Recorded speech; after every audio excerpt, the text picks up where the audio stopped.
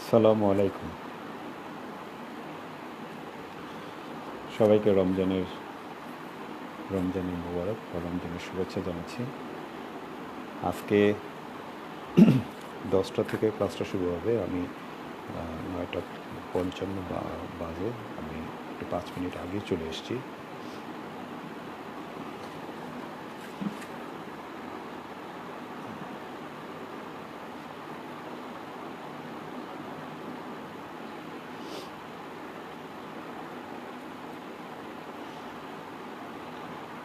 জুবায়ের আমিন তন্ময়, আসসালামু আলাইকুম। ওয়ালাইকুম আসসালাম। আশা করি তোমরা সবাই ভালো আছো। ফরহাদ কিন্তু অনেক দেখা যাচ্ছে লাইভে এখন অনেকেই এসছে। আমি আমি তাহলে ক্লাসটা শুরু করি। বিসমিল্লাহির রহমানির রহিম। আমরা গত ক্লাসে আমরা যে পড়াটা পড়েছিলাম আর কি, মানে কম্প্রিহেনশনের একদম ডেফিনেশন থেকে আমরা স্টার্ট করেছিলাম। তো যাই হোক, অনেকেই ক্লাসটা করেছো, আবার অনেকেই হয়তো ক্লাসটা পড়ে করবে সেই ধরনের একটা মানে ইচ্ছে ছিল। কোনো টেকনিক্যাল কারণে হয়তো আমাদের ক্লাসটা আসলে ওইভাবে এটাকে প্রিজার্ভ করা যায়নি। তো আমরা সবাই আসলে দুঃখিত। তো যাই হোক, আমার এটা কোনো বিষয় না। আমি আজকে এটা একটু কন্টিনিউ করে দিচ্ছি। হ্যাঁ, আগের যে ক্লাসটা ছিল সেটাকে আমি একটু কন্টিনিউ করে দিচ্ছি। প্রথম ক্লাসটা আর কি, যারা প্রথম ক্লাসটা পাওনি, আশা করি আজকে তাদের জন্য কিছুটা উপকার হবে, এবং যারা আগে পেয়েছো তাদেরও একটা রিক্যাপিচুলেশন হবে। আমি আরেকটা কথা বলেছিলাম, সেটা হচ্ছিল যে যারা এখন বাসায় আছো, যেহেতু কোয়ারেন্টাইনের পিরিয়ড, তাহলে বইয়ের বিষয়ে একটা কথা বলেছিলাম যে বইটা একটু সাথে রেখো আর কি। তা কারোর যদি কোনো অপরচুনিটি সেরকম থাকে, বইটা একটু সাথে রেখো। কারণ আমি যখন কোনো কিছু পড়াই, তো আমি যেটা করি, আমাকে অনেকেই সালাম দিচ্ছে, ওয়ালাইকুম আসসালাম রহমতুল্লাহ বারাকাতু, আমি সবাই সালাম দিচ্ছি। তো আমি যেটা বলতে চাচ্ছিলাম যে বইটা সাথে রাখাটা খুব জরুরি। কারণ বিষয়টা হচ্ছে যে তুমি যদি বইটা তোমার ওই যে যেটা প্রথম ক্লাসে বলেছিলাম, বইটা যদি তোমার নিজের মধ্যে তুমি অ্যাবজর্ব করতে পারো যে কীভাবে স্যার বলছেন, তাহলে স্যার যে বলছেন সেটা বই আমি কীভাবে পড়বো, আমি সেইভাবেই তোমাকে পড়িয়ে যাচ্ছি, যেন তুমি বইয়ে যেন তুমি খুব ইজিলি অ্যাডাপ্ট হতে পারো। বইয়ের সাথে যেন তুমি সামঞ্জস্য রেখে তুমি তোমার পড়াটা এগিয়ে নিতে পারো। তখন যখন তোমরা প্রফ দিবে, তখন নিশ্চয়ই তোমাদের তো থিওরিটিক্যাল, প্র্যাকটিক্যাল, ক্লিনিক্যাল 3টা বিষয় আছে। সেক্ষেত্রে বইয়ের কিন্তু একটা অনেক গুরুত্বপূর্ণ একটা অবদান আছে। কারণ বইয়ে সব কিছুই আছে, হয়তো তোমাদের অনেকেই বইটা ধরতে পারছো, কারোর জন্য একটু কষ্ট হচ্ছে। তা আমি চাই যে আমার পড়ার সাথে সাথে বই যদি কারোর থাকে, বইটার সাথে রেখো। অনেক বই আছে, রেফারেন্স বুকস আছে, আমি কোনোটাই বলছি না। তোমরা যে বইটা এখন সচরাচর পড়ো, দীপক নালাসেনের যে বইটা পড়ো, সে বইটাও যদি কারোর থাকে সাথে রেখো। আর যদি কারো না থাকে, তাহলে একটু খাতা কলমটা সাথে রেখো, যা বলছি তা একটু নোট করে নিও। আমি এই যে 1 ঘন্টা বা 1.5 ঘন্টা, আজকে একটু সময় লাগবে, যেহেতু প্রথম ক্লাসটা অনেকে আমাকে রিক্যাপিচুলেট করতে বলা হয়েছে। ইভেন আমাকে অ্যাক্সিস মেডিকেল স্কুলের কর্ণধার যারা আছেন, ওনারাও বলেছেন, মডারেটরও বলেছেন যে স্যার একটু রিক্যাপিচুলেট করে দেন, একটা টেকনিক্যাল মিস্টেকস হয়ে গেছে, ক্লাসটা আমরা ক্লিয়ার করতে পারিনি, সেজন্য একটু সময় লাগবে। তোমরা খাতা কলমটা রেখো, যা বলবো এই সময়টার মধ্যে একটু কনসেন্ট্রেট হয়ে সেটা রাইট ডাউন করার চেষ্টা করো। তো যাই হোক, আমরা প্রথম কথায় চলে আসি, মানে ক্লাসের একদম ফার্স্ট টপিক্সের বিষয়ে চলে আসি, যে কমপ্লিট ডেঞ্চার কাকে বলে। আমরা বিষয়টা সেটা আমরা আগে আলাপ করেছিলাম, যে as well as that complete denture হচ্ছে একটা dental prosthesis which replaces the entire dentition and associated structure of the maxilla and mandible. তাহলে আমরা যে কথাটা বুঝতে পারছি সেটা হচ্ছে যে এটা একটা ডেন্টাল প্রসেসিস যেটা এন্টায়ার ডেন্টিশনকে রিপ্লেস করবে। আমি যেমন কথাটা সবসময় বলি আমার স্টুডেন্টদেরকে, যে এন্টায়ার ডেন্টিশন রিপ্লেস করা মানে হচ্ছে যে মুখে কোনো দাঁত নেই, আমরা শুধু দাঁতটাকে ওখানে প্রতিস্থাপন করব। বিষয়টা যদি এরকম হতো, তাহলে কিন্তু আর ওই অ্যাসোসিয়েটেড স্ট্রাকচার কথাটা আসতো না। কিন্তু আমরা কোনোভাবেই কিন্তু শুধুমাত্র দাঁতটাকে প্রতিস্থাপন করতে পারবো না। আমাদের দাঁতের সাথে মিউকোসা, তাহলে এইটাকে সাপোর্ট দিয়ে কে থাকবে? অ্যাকচুয়ালি দাঁতটা থাকবে না, বেস থাকবে, যেটাকে ডেন্টাল বেস বলা হয়। মানে আমার আর্টিফিশিয়াল টিথ যেটা, আমাকে কি আমাকে কি তোমরা শুনতে পাচ্ছ?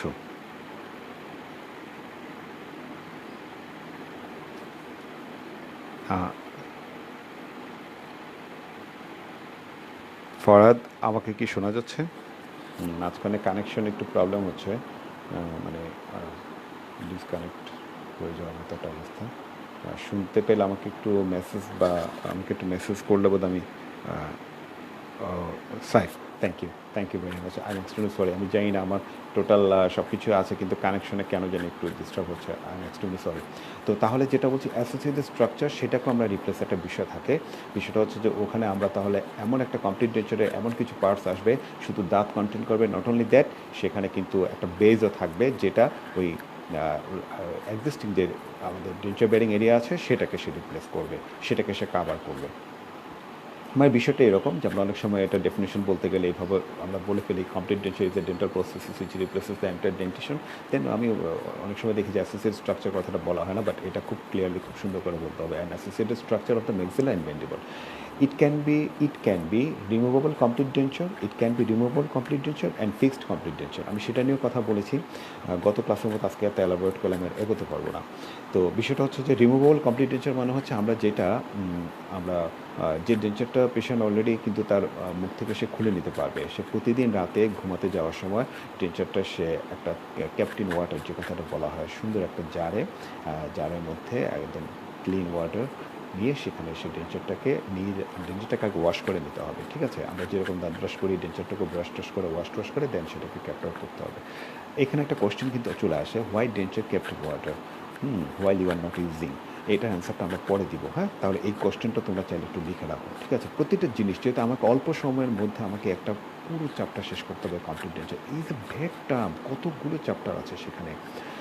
আর এটা হচ্ছে পুরো প্রস্থোডন্টিক্সের একটা পার্ট, তাই না? তাহলে ওটা লিখে রাখো যে কেন পানিতে ভিজিয়ে রাখা হয়, মার্ক রেখো, এগুলো আমরা পরে আলাপ করে দেবো। ফিক্সড কমপ্লিট ডেঞ্চার যেটা আসছে, ফিক্সড কমপ্লিট ডেঞ্চার সেটা আমরা এই জন্য বলছি যে আমরা অনেক সময় ইমপ্লান্ট সাপোর্টেড আমরা কমপ্লিট ডেঞ্চার করি, যে আমাদের ম্যাক্সিলাম ম্যান্ডিবল আমাদের টোটাল তো আমাদের এখানে দাঁতেরা কোনো অবশিষ্ট নেই, কোনো রুট নেই, সেখানে আমরা যেটা করছি সেটা হচ্ছে আমরা একদম সমানুপাতিক হারে যেখানে যেটা প্রয়োজন আমরা ম্যান্ডিবলে যে পার্টে ইমপ্লান্টের প্রয়োজন আমরা ইমপ্লান্ট সেট আপ করবো, আমরা ফিক্সার বসাবো, দেন আমরা লাইকেস আমরা অ্যাবাটমেন্ট দিব, আমরা সব কিছু করে সেটা হচ্ছে যে ইমপ্লান্ট সাপোর্টেড প্রস্থেসিস বলা হয়। তারপরে বার অ্যাটাচমেন্ট দেওয়া হয়, ইমপ্লান্টের উপরে বার অ্যাটাচমেন্ট দিয়ে আমরা চাইলে ইমপ্লান্ট সাপোর্টেড প্রসেসিস করতে পারি, কমপ্লিট ডেঞ্চার করতে পারি, আবার ইমপ্লান্ট অ্যান্ড টিস্যু সাপোর্টেড সেটাও করতে পারি। কথাটা মাথায় রেখো, only implant supported complete denture হবে, আবার implant and tissue supported complete denture তোমাকে জিজ্ঞেস করা হয় তাহলে তুমি সেভাবেই বলবে যে এটা ইমপ্লান্ট সাপোর্টেড কমপ্লিট ডেঞ্চার হতে পারে, আবার ইমপ্লান্ট অ্যান্ড টিস্যু সাপোর্টেড, হ্যাঁ এটাও হতে পারে। আচ্ছা, এখন আমরা আসো, নেটওয়ার্কের প্রবলেম হচ্ছে, আমরা পার্টসে চলে আসি। পার্টসে হচ্ছে আমরা বলবো যে একটা complete denture made of 4 parts. তাহলে আমরা 4টা পার্ট আছে, একটা হচ্ছে denture base, denture flange, denture border, denture tip. ঠিক আছে, denture base, denture flange, denture border, denture tip. এখানে আমি ডেঞ্চার বেস নিয়ে একটু কথা বলে ফেলি তোমাদের সাথে। হ্যাঁ, ডেঞ্চার বেস যেটা বলা হচ্ছে সেটা আমরা দুভাবে আমরা ডেঞ্চার বেসটা তৈরি করতে পারি। আমরা চাইলে অ্যাক্রাইলিক মানে ম্যাটেরিয়াল দিয়ে ডেঞ্চার বেসটা তৈরি করতে পারি, আমরা চাইলে কিন্তু মেটালিক ডেঞ্চার বেসও তৈরি করতে পারি। ঠিক আছে, তাহলে অ্যাক্রাইলিক ডেঞ্চার বেস যদি আমরা তৈরি করি তাহলে অবশ্যই আমরা বলবো হিট কিওর অ্যাক্রাইলিক রেজিন দিয়ে আমরা অ্যাক্রাইলিক ডেঞ্চার বেস তৈরি করব। ঠিক আছে, তাহলে আমরা কি বলবো, তাহলে আমরা বলবো হিট কিওর অ্যাক্রিলিক রেজিন দিয়ে আমরা ডেঞ্চার বেস তৈরি করবো। পার্মানেন্ট ডেঞ্চার বেস অবশ্যই কী দিয়ে তৈরি করবো, হিট কিওর অ্যাক্রিলিক রেজিন। আমি এই কথাগুলোর উপর একটু বেশি জোর দিই, আমি নিজেও যখন পরীক্ষা নিয়ে থাকি তখন এই বিষয়গুলিতে শুধু আমি নই, আমরা পরীক্ষকও খুব বেশি জোর দিই যে পার্মানেন্ট ডেঞ্চার বেস আমরা কী দিয়ে করবো, হিট কিওর অ্যাক্রিলিক রেজিন দিয়ে করবো। কেন এটা বেশি জোর দিচ্ছে, তাহলে আরেকটা রেজিন আছে, সেটা হচ্ছে সেলফ কিওর অ্যাক্রিলিক রেজিন আছে, তাই না? কোনোভাবে যেন কোনো আমাদের স্লিপ অফ দ্য টাং না হয়, সেলফ কিউর দিয়ে কখন আমরা পার্মানেন্ট ডেঞ্চার বেস করবো না। আমরা সেলফ কিউর দিয়ে শুধু দুটো জিনিস করবো, চাইলে কিন্তু লিখে রাখতে পারো। হ্যাঁ, কথা শোনাটাও অনেক গুরুত্বপূর্ণ, কিন্তু লেখাটা কিন্তু মাথায় ক্যাচ করার জন্য বেশি গুরুত্বপূর্ণ। ঠিক আছে, পড়াশোনার ধারাবাহিকতা আমি গত ক্লাসে বলেছিলাম যে পড়ার সাথে সাথে লেখার চেষ্টা করো। তোমার হাত তোমার মনের কথা বলবে, হাতকে তুমি যেভাবে চালাবে, হ্যাঁ, তোমার মন কিন্তু ঠিক সেভাবে চলবে। মন যেভাবে চলবে হাত সেভাবে চলবে, তখন কিন্তু দেখবে যে সেন্টেন্সে ভুল হয়। যখন তোমার হাত দেখবা যে মানে অবস্থা হতে কোনো একটা স্পেলিং শুদ্ধ লিখবে, তখন তোমার মন অন্যদিকে গেলেও দেখবে যে হাত তোমার ঠিকই লিখে যাচ্ছে, সে তোমার মনকে বলছে যে তুমি যেটা রাইট ডাউন করছো সেটা ঠিক আছে। সেই জন্য কিন্তু লেখাটা অনেক গুরুত্বপূর্ণ। তাহলে কি লিখবে সেখানে হচ্ছে সেলফ কিওর অ্যাক্রিলিক রেজিন দিয়ে দুটো জিনিস শুরু করবে, একটা হচ্ছে টেম্পোরারি ডেঞ্চার বেস, চাইলে তুমি করতে পারো, আর একটা হচ্ছে স্পেশাল টে করতে পারো। ঠিক আছে, স্পেশাল টে অথবা ক্লোজ ফিটিং টে, তাই না, বা ইন্ডিভিজুয়াল টে, ঠিক আছে, অনেকগুলো নাম আছে স্পেশাল ট্রে। হ্যাঁ, এই নামগুলো মনে রাখো, special tray, close fitting tray, individual tray, এগুলি কিন্তু তুমি সেলফ ফিট দিয়ে করতে পারো। আর হচ্ছে টেম্পোরারি ডেঞ্চার বেস, এই দুটো সেলফ ফিট দিয়ে করতে পারো। পার্মানেন্ট ডেঞ্চার বেস আমরা কী দিয়ে করবো? পার্মানেন্ট ডেঞ্চার বেস আমরা হিট কিওর অ্যাক্রিলিক রেজিন দিয়ে করবো। আচ্ছা, কেন আমরা ওটা করবো না? আমি কিছু তোমার থিম দিয়ে দিচ্ছি। সেটা হচ্ছে যে রেসিডুয়াল মনোমার যে রিলিজটার বিষয় থাকে, পলিমারাইজেশন যে চেইনটা, তোমরা পলিমারাইজেশন সম্বন্ধে জানো, পলিমারাইজেশন কী? সেটা হচ্ছে যে পলিমার মনোমার রিয়েকশন যেটা হয়, এই রিয়েকশনটা কিন্তু একটা কন্টিনিউয়াস একটা রিয়েকশন। এইটা একটা প্রসেসিস যখন আলটিমেট একটা আউটকাম চলে আসে, যে প্রসেসিসটা অলরেডি পেশেন্টের মুখে তুমি ইনসার্শন করে দিয়েছো, এই পেশেন্টের মুখে প্রসেসিসটা থাকা অবস্থাতে কিন্তু এইখানে পলিমারাইজেশনটা কিন্তু কন্টিনিউয়াস চলতে থাকে। তোমরা কারণ তোমরা যদি ওই এডিশনাল পলিমারাইজেশনের স্টেজেসগুলি যদি পড়ো, এডিশনাল পলিমারাইজেশন তার স্টেজেসগুলি পড়লে ওখানে আছে ইন্ডাকশন, প্রপাগেশন, তারপর হচ্ছে চেইন ট্রান্সফার, টার্মিনেশনে এসে তোমরা দেখবে এখানে কোভ্যালেন্ট আছে, যে একটার সাথে কিন্তু আরেকটা আবার তার রিয়াকশনের দিকে চলে যায়, আরেকটা চেইনকে সে কিন্তু ইনভাইট করে। তো সো এখানে বিষয়টা হচ্ছে যে রেসিডুয়াল মনোমার রিলিজের বিষয়টা থাকে। তো রেসিডুয়াল মনোমার হিট কি ওরে যেটা হয় কি, যেহেতু এটা মিথাইল মিথ্যাক্রাইলের এমনিতেই কিন্তু নর্মালি এটা অ্যালার্জিক একটা রিয়াকশন তৈরি করে স্কিনে। এগুলি নিয়ে আরও অনেক অনেক তোমরা পরবর্তীতে পড়বে তোমাদের পোস্ট গ্রাজুয়েশনে, অথবা তোমরা যখন পিএইচডি করবে, অনেক বড় বড় ডিগ্রি করবে, তখন এই চ্যাপ্টারগুলো খেয়াল অনেকেই এগুলিকে চুজ করে পড়তে পারো। মিথাইল মিথ্যাক্রাইলের ইউজের উপরে অনেক তোমার আর্টিকেল আছে, অনেক কিছু আছে। তো এখন কথা হচ্ছে এই যে মিথাইল মিথ্যাক্রাইলেট, যেটা তোমার হিট অ্যাক্টিভেটেড, যেটা হিট অ্যাক্টিভেশনের মাধ্যমে যেটা পলিমারাইজেশন হয়, হ্যাঁ, এটা মনে রাখো, কী অ্যাক্টিভেশনের মাধ্যমে হয়? হিট অ্যাক্টিভেশনের মাধ্যমে হয়। আর এখানে একটা কথা মনে রাখো, অনেক সময় ভাইবা জিজ্ঞেস করা হয় যে হিট অ্যাক্টিভেটেড যদি থাকে তাহলে সেক্ষেত্রে পলিমারে ওখানে নর্মালি ইনিশিয়েটর হিসেবে কে থাকে? বেনজল পারক্সাইড হচ্ছে ইনিশিয়েটর। আচ্ছা, নেটওয়ার্কের প্রবলেমের জন্য বারবার একটু কেটে যাচ্ছে। তো তাহলে যেটা বলছিলাম যে হিট অ্যাক্টিভেটেড যেটা, সেখানে হচ্ছে ইনিশিয়েটর হচ্ছে বেনজল পারক্সাইড, আর অ্যাক্টিভেটর হচ্ছে হিট। আর এখানে যে রেসিডুয়াল মনোমার রিলিজ হয় তার মাত্রা হচ্ছে 0.4%। কত পার্সেন্ট বলেছি? 0.4%, 0.4%। ওকে, তাহলে 0.4% হচ্ছে, চাইলে কিন্তু এটাকে জিরোতে তুমি নামিয়ে নিয়ে আসতে পারো। এটা নামানোর জন্য আমরা পরবর্তীতে কিউরিং সাইকেল, নিশ্চয় নামটার সাথে তোমরা অভ্যস্ত আছো, কিউরিং সাইকেলটা আমরা যদি ভালোভাবে বুঝবো, মানে পড়বো, তখন আমরা বুঝতে পারবো যে একটা শর্ট কিউরিং সাইকেল, একটা লং কিউরিং সাইকেল। বাট একটু পাশে লিখে রাখো যে শর্ট কিউরিং সাইকেলে 0.4% রেসিডুয়াল মনোমার হয়তো রিলিজ হতে পারে, কিন্তু এটা কত কম, তাই না? পার্সেন্টেজে কত কম। আর যদি লং কিউরিং সাইকেল হয় তাহলে এটাকে আমরা রেসিডুয়াল মনোমারের রিলিজিং মাত্রাটা জিরোতে নামিয়ে নিয়ে আসতে পারি। তাহলে এটা আমাদের পরিবেশ, মানে এটা আমরা বায়োকম্পেটিবল হচ্ছে, তাই না? আমরা যেটা বলি সবসময়, আমরা যে কোনো একটা ম্যাটেরিয়ালস যদি আমাদের শরীরে বহিরাবরণ আমরা ব্যবহার করি, আমরা সেটা বলি না যে বায়োকম্পেটিবল হতে হবে, এনভায়রনমেন্টাল ফ্রেন্ডলি হতে হবে। তো আমাদের মুখের ভিতরে যে প্রসেসেসগুলি মানে করা হয়, তাদের তো কিছু প্রপার্টিজের উপরে ভিত্তি করে তাদেরকে তৈরি করা হচ্ছে, তাই না? যেমন ফার্স্টে একটা বায়োকম্পেটিবিলিটি, নিশ্চয়ই তোমরা এটা শুনেছো, তার একটা ফিজিক্যাল স্ট্রেংথ থাকতে হয়, তার একটা মেকানিক্যাল স্ট্রেংথ থাকতে হয়, তার একটা কেমিক্যাল একটা ডিউরেবিলিটি, এটা থাকতে হয়, রাইট? তারপরে conduction of heat and electricity. দেখো, 5টা জিনিসের উপর ভিত্তি করে যে কোনো একটা ম্যাটেরিয়ালসকে কিন্তু আমরা মুখের ভিতরে সাপোর্টিভ হিসেবে দিতে পারি। একটা হচ্ছে বায়োকম্পেটিবিলিটি, একটা হচ্ছে মেকানিক্যাল প্রপার্টি তার, একটা হচ্ছে তার ফিজিক্যাল প্রপার্টি, একটা হচ্ছে তার কেমিক্যাল আর যে স্টেবিলিটি যেটা আছে, আর একটা যেটা সেটা হচ্ছে conduction of heat and electricity. তাহলে এখানে তো conduction of heat and electricity অ্যাক্রিলিকে আসবেই না, কারণ অ্যাক্রিলিক তো এই বিষয়টা এটা আসেই না, তাই না? হিট অ্যান্ড ইলেকট্রিসিটি যেটা হচ্ছে যে পেশেন্ট একটু ঠান্ডা গরম খাবারের যে অনুভূতিটা পাবে, সেটা পাবে মেটালিকে, নন মেটালিকে কখনো পাবে না। তাহলে যেটা বললাম, হিট করে অ্যাক্রিলিক রেজিন সেটা হচ্ছে রেসিডুয়াল মনোমার রিলিজের মাত্রা হচ্ছে 0.4%। আর অথচ খেয়াল করে দেখো, সেলফ কিউর অ্যাক্রিলিক রেজিনে রেসিডুয়াল মনোমার যেটা কেমিক্যালি অ্যাক্টিভেটেড হয়, কেমিক্যালি অ্যাক্টিভেটেড, ঠিক আছে?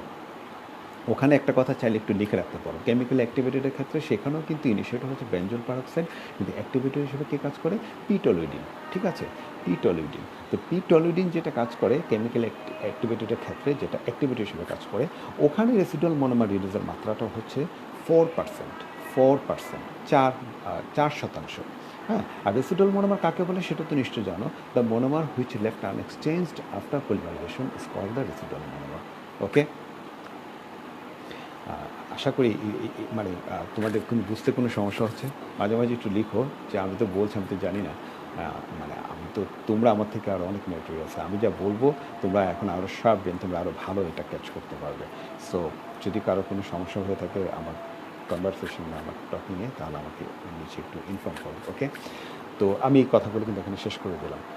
যেটা নন মেটালিকের ক্ষেত্রে আমরা হিট কিউর অ্যাক্রিলিক রেজিন ইউজ করব। হিট কিউর অ্যাক্রিলিক রেজিন কেন ইউজ করব সেটাও বলেছি, কেন সেলফ কিউর করবো না, হিট কিউর দিয়ে কী করা হয়, সেলফ কিউর দিয়ে কী করা হয় সেটাও বলে দিয়েছি। আর একটা কথা হচ্ছে ডেঞ্চার বেস পার্টস যেটা আছে সেটা আমরা নন মেটালিক দিয়ে যে কথাগুলি বললাম, আমরা মেটালিক নিয়ে একটু কথা বলে ফেলি।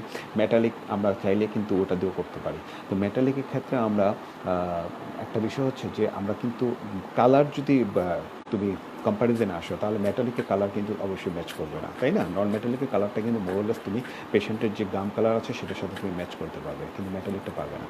কিন্তু মেটালিকের তার বেনিফিটটা কি, কেন তুমি মেটালিক চুজ করবে? পরীক্ষার কোশ্চেনগুলো সচরাচর আসে, হ্যাঁ, জানি না তোমরা এক্সপিরিয়েন্স হয়েছো কিনা, যে মেটালিক কেন চুজ করবে, why you choose the metallic denture base, why you not choose the non metallic denture base, বা দুটোর মধ্যে ডিফারেন্স বলো বা দুটোর মধ্যে ওভারকাম করো কে বেটার।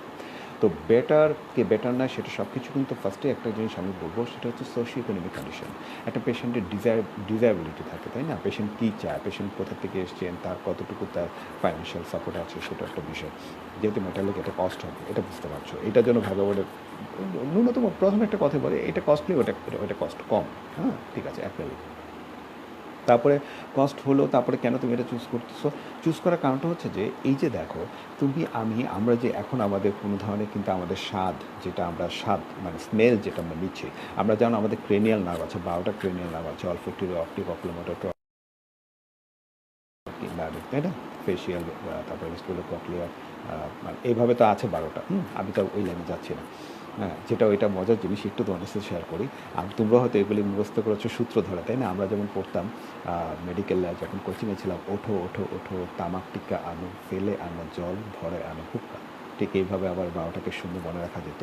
তারপর আবার আরেকটা মনে রাখতাম, সেটা হচ্ছে একটা ছিল 346, 11, 12, 128 যেটা পিওর সেন্সরি, 346, 11, 12 সেটা হচ্ছে তোমার মোটর, 5, 7, 9, 10 যেটা হচ্ছে তোমার কি 5, 7, 9, 10 মিক্সড, ঠিক আছে? 128, 1 to 8 টোটালি সেন্সরি, আরটা হচ্ছে যে 3, 4, 6, 11, 12 সেটা হচ্ছে মোটর, 5, 9, 9, 10 এটা হচ্ছে মিক্সড। যাই হোক, ওখানে একটা আছে না অলফ্যাক্টরি, এই যে তোমার স্বাদ গন্ধ পাচ্ছ, একটা টেস্ট পাচ্ছ, আমরা যেটা খাচ্ছি সেটা কিন্তু একটা টেস্ট পাচ্ছি, তাই তো? একটা কমপ্লিট একটা পেশেন্ট যার একটা ইডেন্টুলিজম, তার কোনো দাঁত নেই, কোনো কিছু নেই, তাকে একটা নন যে টেস্টের বিষয়টা আমি বাদে দিচ্ছি, হ্যাঁ, একটা প্রসেসিস দিয়ে টেস্টের বিষয়টা বাদ দিলাম, কিন্তু তার যে একটা ঠান্ডা গরমের একটা অনুভূতি আছে না, পেশেন্ট একটা ঠান্ডা খাবার খাচ্ছে না গরম খাবার খাচ্ছে, এই অনুভূতিটা পেশেন্ট পাবে যদি সে তোমার এই মেটালিক ডেঞ্চার বেসটা যদি পেশেন্ট ইউজ করে, তাহলে এই অনুভূতিটা পেশেন্ট পাবে। কীভাবে পাবে বা কে ফাংশনটা করবে সেটাও পরবর্তীতে আমরা এটা কথা বলবো, আসবো। মানে একটু ঠান্ডা গরমের অনুভূতিটা কিন্তু এই মেটালিক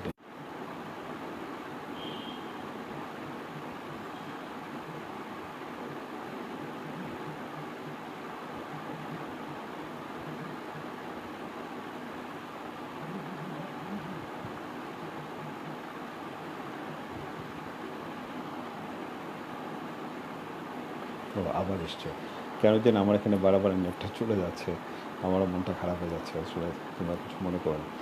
তো যাই হোক, অনুভূতিটা পাবে, হ্যাঁ। তারপরও এখানে হচ্ছে যে মেটালিক ডেঞ্চার বেস, অনেকেই জিজ্ঞেস করতে পারো স্যার কমপ্লিট ডেঞ্চার পড়তে এসে এগুলি পড়াচ্ছেন, আমি মনে হয় অশ্বগুলোর কোনো কথা বলছি না, তাই না? সব কিছু কিন্তু দেখো সংলগ্ন কথা বলছি, সব কিছুই তোমাদের এগুলিতে ক্যাপচার করে নিয়ে যাচ্ছি, যা আমাদের থিওরিটিক্যাল, ক্লিনিক্যাল, প্র্যাকটিক্যালি যেন তোমরা এটা মানে ভালোভাবে অ্যান্সার করতে পারো, ইনশাআল্লাহ তোমরা পারবে। তার মেটালিকের ক্ষেত্রে আমরা আবার দুই ধরনের আমরা মেটাল ইউজ করতে পারি। একটা হচ্ছে আমাদের গোল্ড অ্যান্ড ইটস অ্যালয়েস, যেটা নোবেল মেটালের আন্ডারে আসবে, আর একটা হচ্ছে যে বেজ মেটাল অ্যালয়, ঠিক আছে? আচ্ছা, আমাকে যেমন বলেছো যে লাইনটা যে মাঝে মাঝে কেটে যাচ্ছে, আমি কিন্তু এটি ইচ্ছে করে করছি না, আমার কেন জানি ডিসকানেক্ট হয়ে যাচ্ছে, আমার এমবি আছে, সব কিছু আছে, এই জন্য হচ্ছে আর কি, হ্যাঁ। তো তোমরা একটু ক্ষমা সুন্দর দৃষ্টিতে দেখো প্লিজ।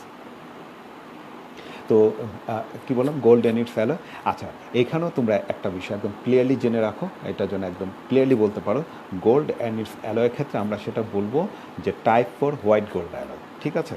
গোল্ড অ্যালয়েসের জন্য, গোল্ড অ্যালয়েস যখন তোমাদের জিজ্ঞেস করা হবে মেটালিক ডেঞ্চার বেস হিসেবে নোবেল মেটালে কোনটা ব্যবহার করবে, টাইপ 4 হোয়াইট গোল্ড অ্যালয়, ঠিক আছে? টাইপ 4, তাহলে আরও টাইপ আছে, টাইপ 1, টাইপ 2, টাইপ 3, টাইপ 4, আমরা টাইপ 4টা আমরা ব্যবহার করবো, কারণ টাইপ 4 গোল্ড অ্যালয়েসটা এটা হচ্ছে সবচেয়ে বেশি হাইয়েস্ট, মানে according to modulus of elasticity, ঠিক আছে?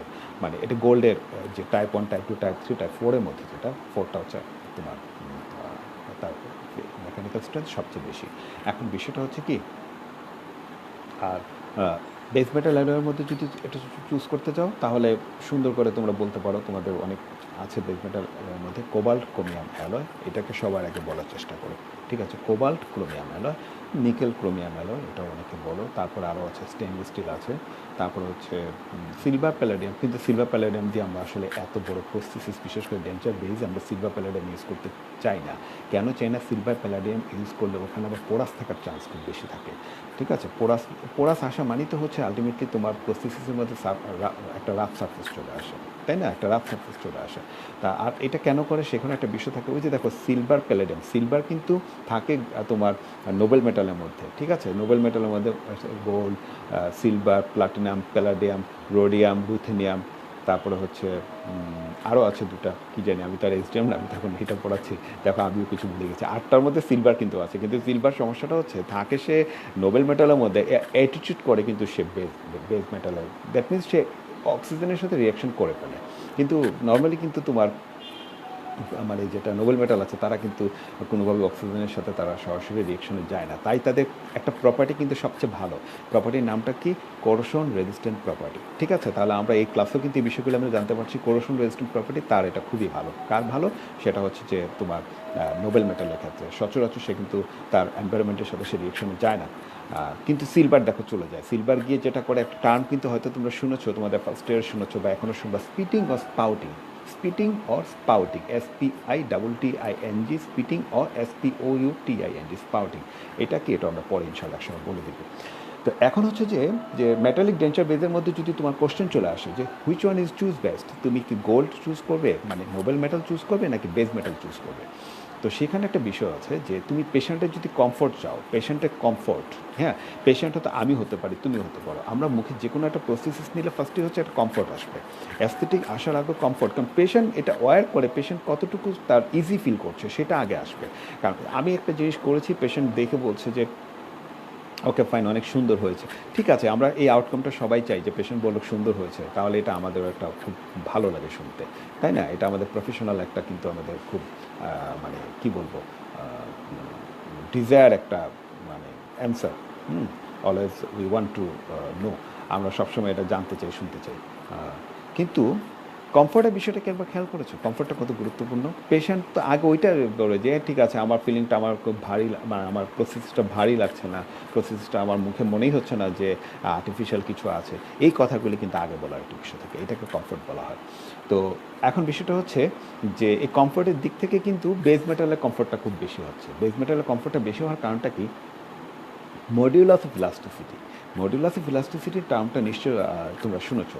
তো মডিউলাস অফ ইলাস্টিসিটি যদি আমি একটা কম্পারিজনে আসি, gold and its alloys and base metal অ্যালয়ের মধ্যে কোবাল্ট ক্রোম অ্যালয়, যদি দুটোর মধ্যে আমি আসি, একটা হচ্ছে টাইপ 4 হোয়াইট গোল্ড অ্যালয়, আর একটা হচ্ছে এখানে আসছি কোবাল্ট ক্রোমিয়াম অ্যালয়, তাহলে মানে যেটা বলা হয় যে কোবাল্ট ক্রোমিয়াম অ্যালয় যেটা আছে, যে কোবাল্ট ক্রোমিয়াম অ্যালয়ের যে মডিউলাস অফ ইলাস্টিসিটি, এটা twice enough rather than gold and it's alloy. ঠিক আছে, মানে গোল্ড অ্যান্ড ইটস অ্যালয়, আমি এটা এইভাবে এক্সাম্পল দিতে চেষ্টা করি আমার স্টুডেন্টদেরকে যেন বুঝতে সুবিধা হয়। সেটা হচ্ছে যে দেখো, খুবই সিম্পল, আমি একটা জিনিস দেখাচ্ছি। দেখো আমি এখানে একটা জাস্ট একটা ছোটো প্যাড নিয়েছি, দেখো তার থিকনেসটা একটু খেয়াল করে দেখো। খেয়াল করেছো? আচ্ছা ঠিক আছে, এখানে আবার দেখো আমার হাতে একটা বই আছে, আমার বইয়ের থিকনেসটা দেখো। ঠিক আছে, কিন্তু এখন যদি আমি বলি যে মডুলাস অফ ইলাস্টিসিটির কথা যদি আমি চিন্তা করে আমি বলি যে এইটার যে মডুলাস অফ ইলাস্টিসিটি আছে, যেটার মাধ্যমে রিজিডিটি কিন্তু প্রকাশ পায়, কথাটা মাথায় রেখো। মডুলাস অফ ইলাস্টিসিটির মাধ্যমে কোনো একটা বস্তুর রিজিডিটি সেটাকে উপস্থাপন করা হয়। তাহলে এই রিজিডিটি যেটা, সেটা হচ্ছে এই যে মডুলাস অফ ইলাস্টিসিটির কারণে তার এইখানে একটা যে থিকনেস আছে, এই থিকনেসে সে যেই রিজিডিটি শো করতেছে, এই থিকনেসের এই এতটুকু থিকনেসের সে সেম রিজিডিটি শো করতেছে। ঠিক আছে, এই যে থিকনেসটা দেখতে পাচ্ছ, এই থিকনেসও সে যে রিজিডিটি শো করছে, এই থিকনেসও সেম রিজিডিটি শো করছে। এখন এটা গোল্ড অ্যান্ড ইটস অ্যালয়েস ধরে নিলাম, ঠিক আছে, আর এইটা ধরে নিলাম কোবাল্ট ক্রোমিয়াম অ্যালয়। তাহলে এখন তুমি আমাকে বলো পেশেন্টের কমফোর্ট কোনটা যাবে? পেশেন্ট কোনটাতে কমফোর্ট ফিল করবে? যেটা তোমার থিকনেসটা কম, কারণ এটা থিকনেসটা কম হলে মিনিংটা কি, এটা কিন্তু পাতলা, তাই না? এটা লাইটার না, এটা অফকোর্স এটা লাইটার। এখন বিষয়টা হচ্ছে যে এইটা যে পাতলা হলো, এটার যে মডুলাস অফ ইলাস্টিসিটি, এটা চিকন হলো বা এটা থিন হলো, এটা এত মোটা হয়ে যতটুকু তার রিজিডিটি আছে, এই রিজিডিটি তুমি এই অল্প একটু থিকনেসে তুমি পেয়ে যাচ্ছ, তাহলে এইটা মডুলাস অফ ইলাস্টিসিটি এটার থেকে বেশি, হ্যাঁ, গোল্ডের থেকে বেশি, ঠিক আছে। তাহলে বিষয়টা কিন্তু এইটাই আসা যাক, হ্যাঁ। তাহলে আমি কথাটা কি বলেছি, মডুলাস অফ ইলাস্টিসিটির উপরে ভিত্তি করে বিষয়টা মানে ঠিক করা হয়, তাই না, রিজিডিটির উপরে ভিত্তি করে। যে কোবালক্রোম অ্যালয় এটা থিন সেকশনে করা যাচ্ছে, তারপরে তার রিজিডিটি কিন্তু তুমি সেম পাচ্ছ, তুমি যে রিজিডিটি তুমি ডিজায়ার, মানে তোমার ডিজায়ার বা তোমার প্রয়োজন সেটা তুমি পাচ্ছ, এটা গোল্ড অ্যালিডস অ্যালয়েস দিয়ে পাচ্ছ, কিন্তু সেক্ষেত্রে তোমার থিকনেসটা কিন্তু একটু বাড়াতে হবে, কারণ মডুলাস অফ ইলাস্টিসিটি তুলনামূলক কম। আমি কথাগুলি বারবার বলছি এই জন্য যে ফাইনাল ইয়ারে যখন তোমরা আসলে মানে পরীক্ষা দিতে যাবা, রিটার্নও আমি দেখেছি যে আমি যেভাবে বলছি তোমাদের, আমি কয়েকদিন ধরে স্টাডি করেছি যে আসলে আমি 3 ক্লাসে 4 ক্লাসে কী কম্পিটেন্সার পড়াবো, আমার রিটার্ন কোশ্চেন আমার সামনে আছে, আমি সেখানেও দেখেছি কোশ্চেনগুলো কিন্তু অ্যাভেলেবেল চলে আসতেছে তোমাদের রিটার্নে, সো অ্যান্সার তো করতে হবে, তাই না। তো আমরা কমপ্লিট ডেঞ্চারের পার্ট পড়তে গিয়ে আমরা ডেঞ্চার বেসে অনেকগুলি কথা বলে ফেলেছি, ঠিক আছে। আমরা কোনটা নিব, কোনটা চুজ করব, কখন কোনটা চুজ করব, কেন করব না, কোনটা কালার ম্যাচ করবে, কোনটা করবে না, গোল্ডের আবার মেটালের ক্ষেত্রে কোনটাকে আমরা কিভাবে প্রায়োরিটি দিব, কখন দিব, আর কী কী আছে পার্টের মধ্যে। একটা হচ্ছে ডেঞ্চার ফ্লেঞ্জ আছে, ডেঞ্চার ফ্লেঞ্জ, হ্যাঁ।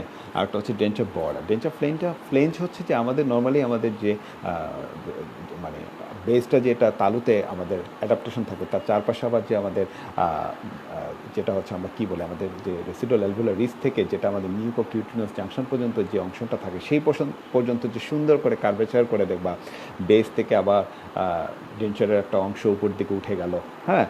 তো এই যে অংশটা উঠে গেল, যেটা ভার্টিক্যাল পোর্শনটা থাকে, কি পোর্শন থাকে, ভার্টিক্যাল পোর্শনটা, এটাকে ফ্লেঞ্জ বলা হয়। এটা অনেক ইজি জিনিস, আমি কথা বলছি কিন্তু কেন জানি ভাইবাতে বলো, যেভাবে বলে এই কথাগুলো ভুল হয়ে যায়। ফ্লেঞ্জ দেখাতে বললে তোমরা বর্ডার দেখিয়ে ফেলো বা অক্লুশাল পার্ট দেখিয়ে ফেলো, বিষয়টা কিন্তু সেটা না। এই জন্য বলে যে ভার্টিক্যাল এক্সটেনশন যেটা, সেটা হচ্ছে ফ্লেঞ্জ।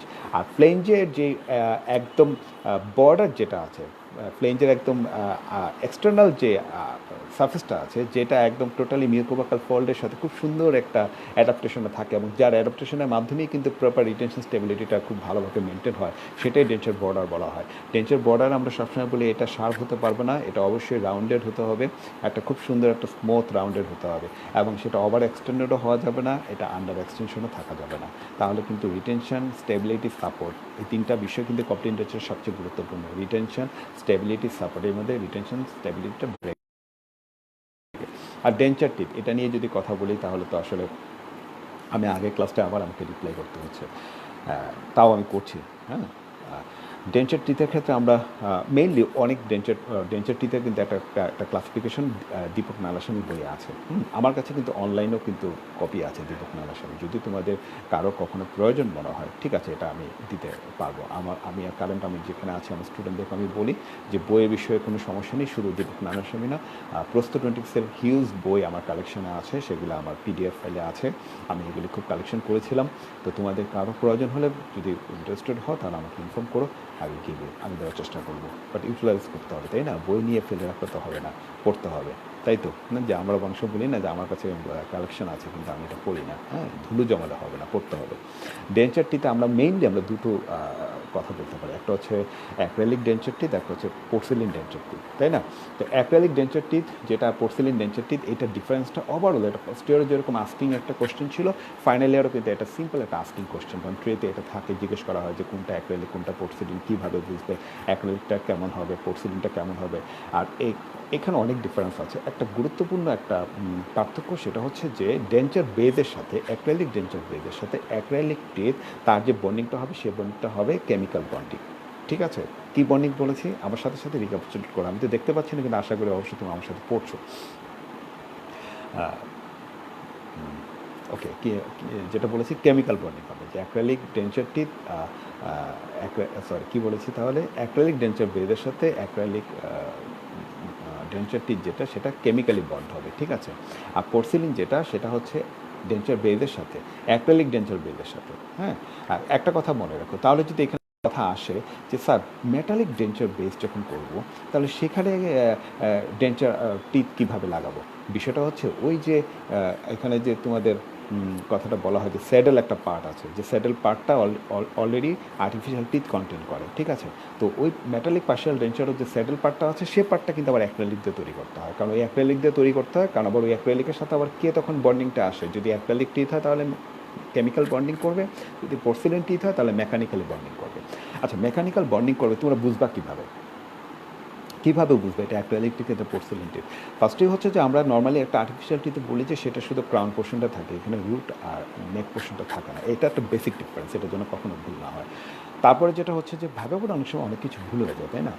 তো আরটা যেটা হচ্ছে যে অ্যাক্রিলিক টিতে কখনই রিজলেপ সারফেস যেটা বলা হয়, মানে হচ্ছে আর্টিফিশিয়াল টিতে তোমরা যদি ধরে থাকো তাহলে একটা কিন্তু তোমরা সুন্দর অফিসিয়াল সারফেস বা ইনসাইজের লেস পাবা, ঠিক উল্টোলেই তার নিচের সারফেসটাকে রিজলেপ সারফেস বলা হয়, রিজলেপ সারফেস বলা হয়। সে সারফেসটার মধ্যে পোর্সিলেন টিথের ক্ষেত্রে তোমরা পিন অথবা তোমরা হোল অথবা গ্রুপ পাবা। তো বিষয়টা হচ্ছে যে এটা বলা হয় যে অ্যান্টিরিয়র টিথের ক্ষেত্রে যেটা হয় সেখানে তোমরা পিন পাচ্ছ, আর পোস্টেরিয়র টিথের ক্ষেত্রে তোমরা হোল অথবা গ্রুপ পাবা। ঠিক আছে, এটা মনে রাখো। তারপরে আরও কিছু বেসিক ডিফারেন্স এগুলো আছে, এটা খুব সুন্দর করে পড়বা। Differences between the acrylic teeth and porcelain teeth. ঠিক আছে, কে একটু হালকা হবে, কে ভারী হবে, বুঝতে পারছো কে ভারী হবে, পোর্সিলেন ভারী হবে। ক্ল্যাটারিং সাউন্ড ফর্ম করবে, ক্ল্যাটারিং একটা সাউন্ড হবে, ক্ল্যাটারিং সাউন্ড। যখন চাচা বাবারা খাওয়া দাওয়া করবে এই ডেন্টার দিয়ে তখন একটা সাউন্ড হবে, এটা হবে পোর্সিলেন টিথে হবে। ঠিক আছে, পোর্সিলেন টিথে হবে। অনেক সময় আবার যেমন আমি যখন পরীক্ষা দিয়েছিলাম আমার মনে আছে, আমার এক গুরুজন তিনি আমার পরীক্ষা হলে বলেছিল যে তুমি তা খাচ্ছ না বা কোনো কাউকে তো ডেন্টাল সাপ্লাই মানে ইনসেকশন দেওয়ানি, তুমি এখন কীভাবে বুঝবা? তো আমার ওখানে যে টেবিলের উপরে যে কাঁচ বিছানো থাকে, কাঁচের যে কী বলে ভুলে গেছি, ওই কাঁচের উপরে যেটা হচ্ছে যে স্যার বললো যে এটা ফেলো, এটা যখন ফেলাম তখন যে সাউন্ডটা হচ্ছিলো, তাই না, খুব সাউন্ড হবে। তুমি ফেলে দেখো, অ্যাক্রিলিকটা ফেলে দেখো, পোর্সিলেনটা ফেলে দেখো, তুমি পোর্সিলেনের সাউন্ডটা দেখো। তখন স্যার বলছিল যে এইরকম সাউন্ড হয়, যে ক্ল্যাটারিং সাউন্ড, ক্ল্যাটারিং সাউন্ড, ক্ল্যাটারিং সাউন্ড। তাহলে পার্টসে কিন্তু আমরা অনেক কিছু পড়লাম, denture base, denture ফ্লেস, denture border, denture teeth. প্রত্যেকটার মধ্যে আমি কিন্তু কিছু কিছু কথা তোমাদেরকে অ্যাড করে দিয়েছি এবং ডেঞ্চার বেস নিয়েও কথা বলে ফেলেছি। ঠিক আছে, আচ্ছা, বনি ফাউন্ডেশন অফ কমপ্লিট ডেঞ্চার, বনি ফাউন্ডেশনে মেক্সিলা ম্যান্ডিবল, এটা আমরা পরবর্তীতে আমরা একটু পড়বো। মেক্সিলার আমাদের অ্যানাটমিক্যাল যে বনি ল্যান্ডমার্কগুলি আছে আমরা সেগুলো একটু ভালো করে পড়বো। এখন যেটা হচ্ছে যে আমরা আসি objectives of complete denture. Complete denture আমরা কেন দিব সেটা আবার রিক্যাপিচুলেট হচ্ছে এরকম: restoration of aesthetics of the face, restoration of ability of masticate by providing balanced occlusion, restoration of the speech of the patient, maintenance of the health of the temporomandibular joint, and preservation of the remaining oral structures. আমি এটা reference হচ্ছে essentials of complete denture, Sheldon, এই বইটাও আমার কাছে আছে, Sheldon, হ্যাঁ, Sheldon উইঙ্কলার, Sheldon উইঙ্কলার ওনার যিনি writer আর কি। তাহলে কী বলেছি? Restoration of aesthetics of the face, restoration of ability to masticate by providing balanced occlusion. Number 3, restoration of the speech of the patient. Number 4, maintenance of the health of the temporomandibular joint. Number 5, preservation of the remaining oral structures. ঠিক আছে, এগুলি আমি একটু elaborate করছি না, time কত হয়েছে, ও already half an hour হয়ে গিয়েছে দেখো। তারপরে আমরা চলে গিয়েছিলাম যে আমরা যে পেশেন্ট আসছে, পেশেন্ট আসার পর আমাদের যে history taking, treatment planning and improving denture bearing areas for edentulous patients. ঠিক আছে, আমরা হিস্ট্রি টেকিং নিয়ে কথা বলেছিলাম। হিস্ট্রি টেকিংয়ে ফার্স্ট হচ্ছে পেশেন্ট ইভ্যালুয়েশনের কথা ছিল। পেশেন্ট ইভ্যালুয়েশনে গেট একটা টার্ম আছে, গেট, তাই না, গেট আমরা যেটাকে দরজা বলি, তাই না, গেট। হ্যাঁ, আমরা বলি না এন্ট্রান্স করছি। এন্ট্রান্স নিয়ে আমরা গত ক্লাসে অনেক কথা বলেছি যে আমরা কীভাবে এন্ট্রান্স করবো, এন্ট্রান্সের বিষয় আছে, এন্ট্রান্স ইম্পর্টেন্সটা কী, পেশেন্টকে কীভাবে অবজার্ভ করবো, পেশেন্ট আমার চেম্বারে বা আমার আউটডোরে আসার সময় পেশেন্ট কী অ্যাপিয়ারেন্স নিয়ে আসতে পারে, পেশেন্টের বডির কী কী মুভমেন্টকে আমি একটু ফলো করব। ঠিক আছে, ঠিক আছে, কারণ আমরা একটা কথা মনে রাখো যে আমরা বেসিক্যালি আমরা ধরে নিচ্ছি যে এই ধরনের কমপ্লিট ডেঞ্চার যেটা আমাদের পেশেন্টদেরকে দিতে হয় অ্যাবাভ 50 ইয়ার্স, এটা আমি খুব কমই বলে ফেলেছি, অ্যাবাভ 60 ইয়ার্স আমরা সেটা ধরি। হ্যাঁ, 60 ইয়ার্স ধরে আমরা যেটাকে আমরা সিনাইল এজ বা সিনাইল এজ তার উপরে চলে যায়, মানে ওল্ড এজ যেটাকে আমরা বলি আর কি, স্টার্ট হচ্ছে 60 থেকে, আমরা মোটামুটি 65 থেকে শুরু হয়ে যায়। কারণ এখানে একটা কথা আছে যে একদম এক্সট্রিম এজ যেটা আছে আফটার 75 এই এজে পেশেন্ট অ্যাগেন নেটওয়ার্ক ডিস্টার্ব করে আর আমার মনটা খারাপ হয়ে যায় আসলে। যাই হোক, আবার আসছে, আশা করে শুনতে পাচ্ছ। তাহলে আমরা যেটা বলতে চাই যে এক্সট্রিম এজে যেটা, সেখানে কিন্তু একটা পেশেন্টকে স্যাটিসফাই করা খুব টাফ হয়ে যায়। হ্যাঁ, 75 এই ধরনের 70 আপের একটা পেশেন্টকে তুমি স্যাটিসফাই করা অনেক কঠিন বিষয়। বুঝতে পারছো, সেই অবস্থায় তার অনেক শারীরিক অনেক কোনো সমস্যা থাকতেই পারে বা থাকাটাই স্বাভাবিক। তারপরে তার মেন্টাল যে অ্যাটিটিউডটা আছে সেখানে একটা পরিবর্তন হওয়াটা খুবই স্বাভাবিক। তো যাই হোক, গেটের বিষয়টা নিয়ে আমি আজকে বেশি এলাবোরেট করবো না, একটু সুপারফিশিয়াল একটু বলে যাবো আর কি, যা একটু বলেছি যে তো লক্ষণগুলিকে ভালো করে প্রকাশ করবে, পেশেন্ট কীভাবে এন্ট্রান্স করছে, পেশেন্ট কীভাবে হেঁটে আসতেছে, পেশেন্টের হাঁটার গতিটা কীরকম, পেশেন্ট খুব আস্তে আস্তে হেঁটে আসতেছে কি না। আচ্ছা, আমাকে Tamjid sir, what is the value of residual monomer released by chemical cure, একটা লেখা তামজিদ। আচ্ছা, রেসিডুয়াল মোনোমার যেটা খুব সিম্পলি করে মনে রাখো, ঠিক আছে, খুব সিম্পলি, ওকে, মানে এলাবোরেট করে বই থেকে পড়ে নিতে পারো। রেসিডুয়াল মোনোমার হচ্ছে the monomer which left unexchanged after polymerisation. Okay, আমার সেলফ কিউরের ক্ষেত্রে মোর লেস এটা 4%, শতকরা 4 ভাগ রেসিডুয়াল মোনোমার রিলিজ হয়। এত মোনোমার রিলিজ হলে যেটা হচ্ছে যে আসল কথাটা কিন্তু ওই সময় বলতে মনে ছিল না, এখন তুমি মনে করিয়ে দিলে। রেসিডুয়াল মোনোমার হলে সমস্যাটা কি? কার্সিনোজেনিক, ঠিক আছে, কার্সিনোজেনিক, ক্যান্সার হওয়ার, ওরাল ক্যান্সার হওয়ার চান্সটা থাকে। একদম ক্লিয়ার কথা বলে দিচ্ছি, কীভাবে হচ্ছে না হচ্ছে এগুলো আর এলাবোরেট করবা। তোমরা অনেক শার্প ব্রেন নিয়ে তোমরা এখন কিন্তু আছো, ঠিক আছে, তোমরা এগুলিকে পড়ার চেষ্টা করো, কারণ এগুলোর উপরে তোমাদের ভবিষ্যতে অনেক কিছু তোমাদের পড়াশোনার মাধ্যমে তোমাদের উপরে ওঠার অনেক মাধ্যম তৈরি হবে। যারা পিএইচডি করবে তার যেটা বলেছিলাম যে এইসব থিসিসের উপরে পিএইচডি এখন পর্যন্ত রানিং আছে, কীভাবে অ্যাক্রিলিকটা মডিফাই করে আরও ওয়ার্ল্ডে এটাকে স্টাবিলাইজ করা যায়। যেমন দেখো এখন ফ্লেক্সিবল ডেঞ্চার চলে আসছে, আমি এটা নিয়ে এত কথা বলিনি। মডিফাইড অ্যাক্রিলিক রেজিন, আমি যদি এখন ডেঞ্চার বেজের ক্লাসিফিকেশন বলতাম তাহলে কিন্তু আমাকে আর এটা আমি শেষ করতে পারবো না, আমি কম্পিটেন্স শেষ করতে পারবো না। মডিফাইড অ্যাক্রিলিক রেজিনের মধ্যে একটা কী চলে আসছে না, ফ্লেক্সিবল পার্শিয়াল ডেঞ্চার। তাহলে ফ্লেক্সিবল ম্যাটেরিয়ালসের মধ্যে আবার কী কী উপাদান থাকে সেটাও তো জানার বিষয় আছে। তাহলে সেলফ কিউর অ্যাক্রিলিক রেজিনে হচ্ছে তোমার 4%। তুমি এখানে বলেছো কি কেমিক্যাল কিউর অ্যাক্রিলিক রেজিন অ্যাক্টিভেটর। আচ্ছা, ইনিশিয়েটর বেঞ্জল পারক্সাইড, ওইটা ইনিশিয়েটর হিসেবে কাজ করছে। অ্যাক্টিভেটর হিসেবে সেখানে কাজ করবে যেটা, সেটা হচ্ছে এটা হচ্ছে কী বলে, প্যারাটোলুইডিন, পিটোলুইডিন বলা হয়, পিটোলুইডিন বা প্যারাটোলুইডিন। হ্যাঁ, তারপরে ডাইমিথাইল পিটোলুইডিন বা প্যারাটোলুইডিন, এটা মাথায় রাখবে, ঠিক আছে। তারপরে যেমন আরও আছে, এখানে অনেক কিছু থাকে, যেমন আমি যদি এক কথাটা বলে ফেলি তাহলে কথাটা একটু ক্লিয়ার করি। হ্যাঁ, যখন তুমি জানতে চেয়েছো, কেমিক্যালি অ্যাক্টিভেটেডের ক্ষেত্রে একটা পলিমার থাকে, মনোমার থাকে। পলিমারের মধ্যে পলিমিথাইলমিথ অ্যাক্রিলেট, তারপরে থাকবে যে তোমার বেঞ্জল পারক্সাইড ইনিশিয়েটর, তারপরে ওখানে আরও কি থাকবে, ওখানে প্লাস্টিসাইজার, ডাইবুটাল থালেট, ডাইবুটাল থালেট, প্লাস্টিসাইজার। আর যদি আবার মনোমারে চলে আসে তাহলে মনোমিথাইলমিথ অ্যাক্রিলেট থাকবে, তারপরে এখানে অ্যাক্টিভেটর থাকবে। অ্যাক্টিভেটর হিসেবে এই যে পিটোলুইডিন বলেছি, সেখানেও আবার কিন্তু প্লাস্টিসাইজার, ডাইবুটাল থালেট থাকবে। তারপর ক্রস লিঙ্কিং এজেন্ট খুব গুরুত্বপূর্ণ, glycol dimethacrylate, glycol dimethacrylate cross linking agent, ঠিক আছে। আরও গুরুত্বপূর্ণ একটা জিনিস আছে, হাইড্রোকুইনোন, নাম শুনেছো, 0.006%, সেটা ইনহেবিটর হিসেবে থাকে। আমি কিন্তু পুরাটাই তানজিদ বলেছে দেখে পুরাটাই ক্লিয়ার করে দিয়েছি, ওকে। Anyway, fine. এখন আসো পেশেন্ট ইভ্যালুয়েশনের gait, age of the patient, sex, complexion, cosmetic index, mental attitude. হ্যাঁ, এগুলি আর এলাবোরেট করার আজকে সময় নেই, অলরেডি 10:37 হয়ে বলা। ক্লিনিক্যাল হিস্ট্রি টেকিংয়ে হচ্ছে personal data, name, age, sex, educational status, অকুপেশনটা বিষয় সব অবশ্যই একটা গুরুত্বপূর্ণ একটা বিষয়। কীভাবে আমি গত ক্লাসে একটু অনেক তোমাদের সাথে মজা করেই কথা বলেছিলাম, তাই না, যে পেশেন্টকে তুমি সরাসরি জিজ্ঞেস না করে কীভাবে দেখুন কেমন আছেন। আমি ঢোকার সময় দেখলাম যে উনি ঘেমে গেছেন বা ওনাকে কেউ সাথে করে নিয়ে আসতেছে। আমি ঢোকার সময় আমি চেয়ার ছেড়ে উঠে গেলাম, একটা বয়স্ক মানুষ আসতেছে। আমি ডক্টর হয়ে আর যাই হই, আমি উঠে যেতে পারি না। আমি গিয়ে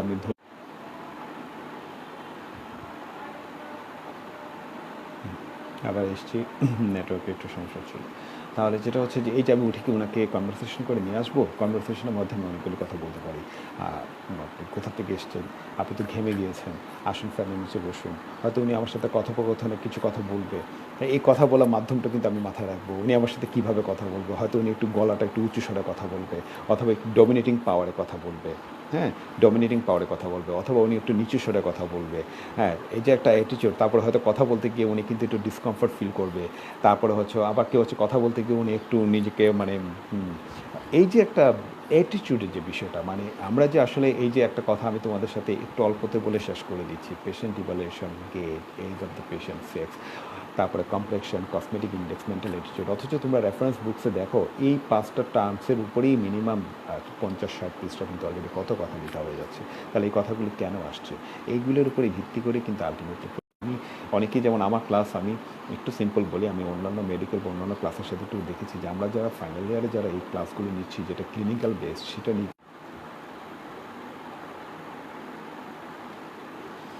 নেটওয়ার্কের প্রবলেম আজকে কেন এরকম হচ্ছে। তো যাই হোক, যেটা হচ্ছে যে বারবার ওইটা বলতে চাচ্ছি যে পেশেন্টের সাথে এই বিষয়গুলি নিয়ে আগে একটু কোঅপারেট করবে, তাহলে কিন্তু তোমাদের পেশেন্টের বিভিন্ন ডেবিলিটেটিং ডিজিজ, এগুলো নিয়ে তোমাদের আগেই একটু মাথা ধারণা চলে আসবে।